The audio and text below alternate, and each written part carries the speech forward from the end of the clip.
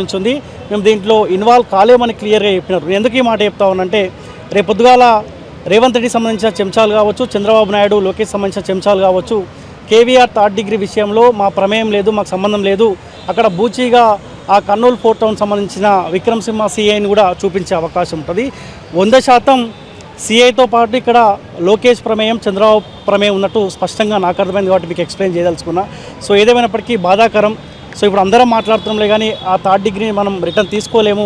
ఆ గాయాలు మళ్ళీ అంటే ఆ కోలుకోలేని గాయాలు, అటువంటి ఆయన 1 వీక్ ఎటువంటి ఇబ్బంది పడిండో నేను చూసిన.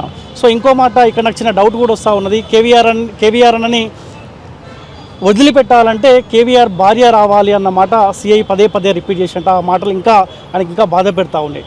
చంద్రబాబు నాయుడిని ఆనాడు వైసీపీ గవర్నమెంట్ ఉన్నప్పుడు చంద్రబాబు నాయుడిని అరెస్ట్ చేశారు కదా, ఆనాడు కూడా వైసీపీ గవర్నమెంట్, ఆనాడు ఉన్న వైసీపీ కింద పనిచేస్తున్న పోలీస్ వ్యవస్థ కూడా చంద్రబాబు నాయుడు నీ భార్యని పంపిస్తేనే చంద్రబాబు నాయుడిని వదిలిపెట్టమన్నమాట ఆనాడు పోలీసు వాళ్ళు ఏమని చెప్పారు. అందుకే కేవీఆర్ విషయంలో కూడా ఈనాడు కూటమి ప్రభుత్వం కింద చెంచాలుగా పనిచేస్తామన్న కొంతమంది పోలీసులు కూడా ఈ మాట అందుకే యూజ్ చేశాను. నాకు డౌట్ వస్తూ ఉంది. సమాధానం చెప్పాల్సిన బాధ్యత ఇక్కడ తెలంగాణ ముఖ్యమంత్రి రేవంత్ రెడ్డికి ఉంది, అక్కడ కూటమి ప్రభుత్వానికి కూడా ఉంది. దానికి తోడు ఇక్కడ తెలంగాణలో పవన్ కళ్యాణ్కి చాలామంది ఫ్యాన్స్ ఉన్నారు. పవన్ కళ్యాణ్ కూడా స్పందించాల్సిన అవసరం ఉంది.